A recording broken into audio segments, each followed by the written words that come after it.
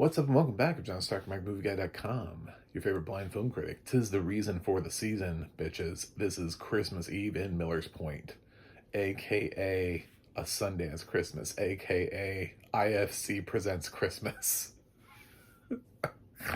This feels like, that's what this feels like. It is actually an IFC Films, so um, this film does have audio description on demand. I hate this life. I love that IFC does make audio description. I just wish it traveled everywhere. So this was submitted for my consideration, and I actually watched it without audio description, and then I rewatched it with audio description on VOD because it actually appeared. Not all their films do. Memoir of a Snail does not have audio description wherever you watch it. But this one does. Apparently it did in theaters. It just didn't get to my screener. And I have AMC Plus where it also does not have audio description. So it depends on how bad you want to see this movie. Um, it's got sort of a really broad cast, like so broad that I really enjoyed the credits. I actually really enjoyed the audio description for helping to support the credits too. The credits do this really interesting thing. I know you're talking. Why is he talking about the credits first? I don't even know what the movie's about. So this film is like a giant family reunion at Christmas time, just like a shitload of people. Most of them I have no idea who they are, and I think that's kind of the point, by the way. But for a couple of the people who you will recognize, like Elsie Fisher and Michael Cera, uh, uh, for Jessica Scorsese. I'm trying to think of a couple other people. There's like a handful of people in here who I recognized.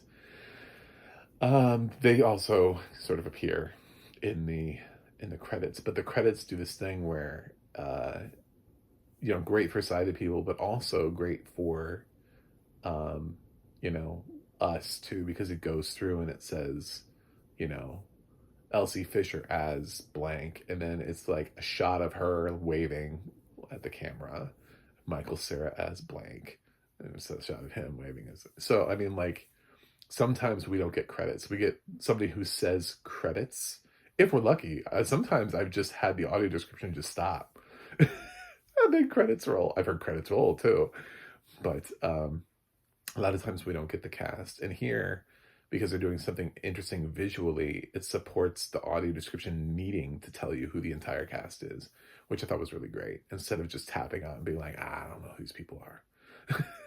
So it features at the beginning of the film. This is set in the 2000s. I can't remember the year, but somewhere in the 2000s. It features a family that's driving, like a single family that's driving out to uh, Miller's Point to celebrate with the larger family, with everyone in this house, this huge house. And there isn't really a plot. Like there isn't a set of goals that have to be achieved.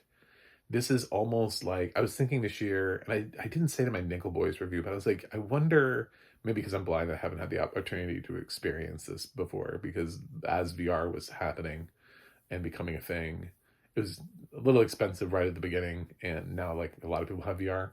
But I was like, if you watch VR movies, Nickel Boys would be a really interesting VR movie. But I was thinking this would be too. And the weirdest thing I'm going to say is, in some regards, if you want a VR, like if you're missing the holidays, turn off the audio description, put on your VR glasses or something so you can get surround sound, and just pretend you're in somebody's house for Christmas. Because the sounds and everything of being in someone's house for Christmas, and the conversations, it feels like you're dipping in on conversations. It's a lot of stuff that just doesn't have, you're not trying to follow like a specific character through a moment. It feels like you're following like this whole clan over the night of this Christmas party. It's like the whole family has converged, but they're all like brothers and sisters and husbands and wives and cousins and children and generations. They're all converging sort of in the matriarch of this clan, this old lady that sounded terrible. Uh, she is the mother to some of them, at least. I don't think all of them. Um, but there's at least a conversation between some of the characters at one point about whether or not she should continue to live in the house by herself. And I guess one of the kids that lives closer to her is having that conversation of like, well, you know what it's like to have to come over and take care of her, and then I'm worried about like what's happening when nobody's here, and but and the other kid's like, you know, we're not putting Ma at home. I'll take care of her. You know, he's got one of those accents too. I love it. Um, so it's and then at some point the teens kind of like sneak away to have like their own teen Christmas party type of thing, but it's not really a plot. Like they're not trying to achieve things. There aren't characters. They're all families, and nobody's trying to hook up. You know, like they're just like having fun with their own age group. There's also like little like younger kids too who are playing games, and it's just all these like little moments that don't have any resonance, and the cops sort of find the teens and are worried, you know, like, are you out here causing trouble in Christmas? That kind of thing.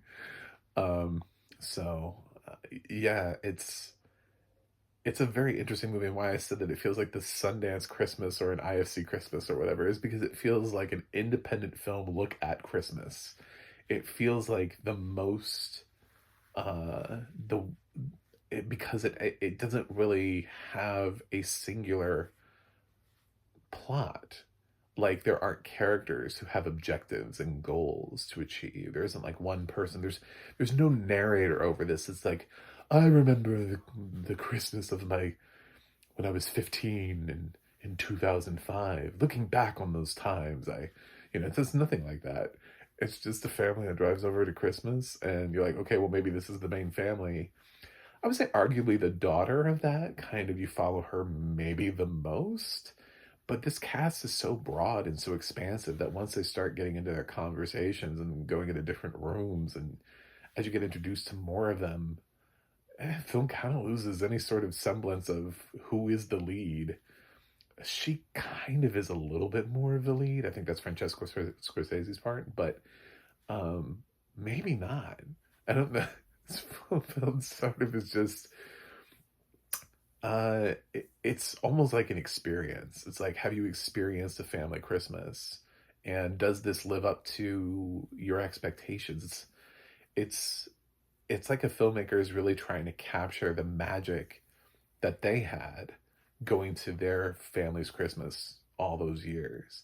And when you go to your family's home for Christmas, does it have a plot? Do you have a plot?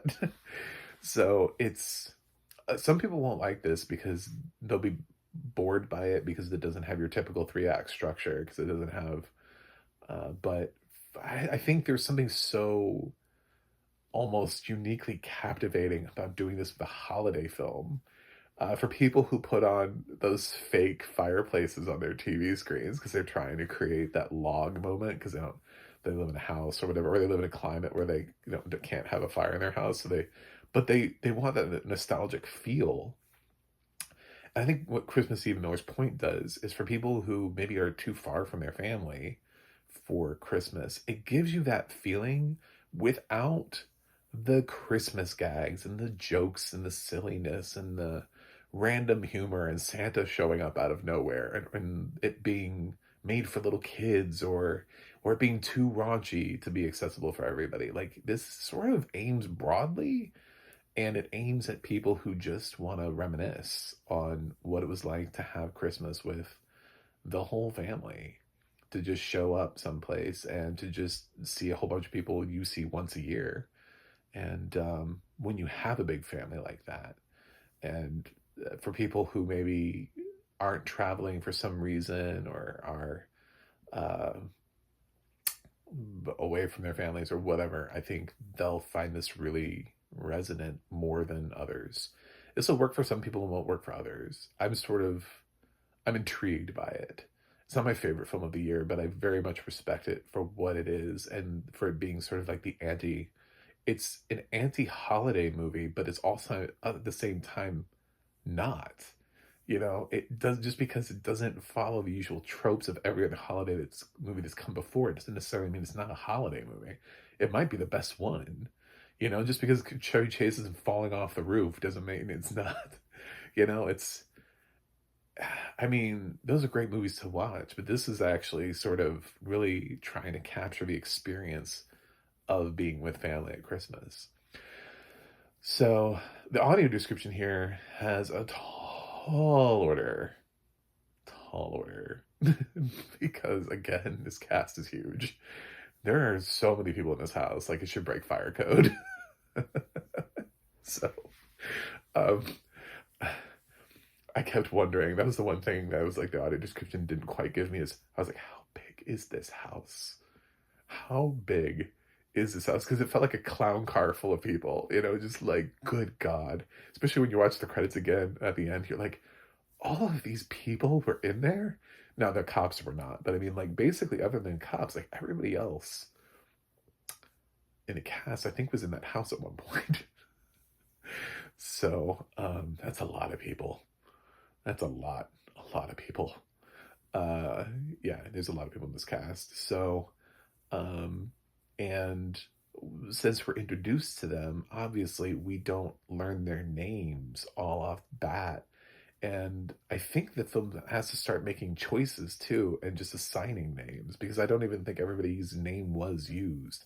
But in the beginning, when the family kind of walks in, we get like descriptions of these people who are like leading in and welcoming the family. So we don't know who they are yet. But like by the end, it's using a lot of names, and I didn't actually catch, because again, it feels like we're just, feels like you're walking silently through somebody's house and just eavesdropping on a lot of different conversations.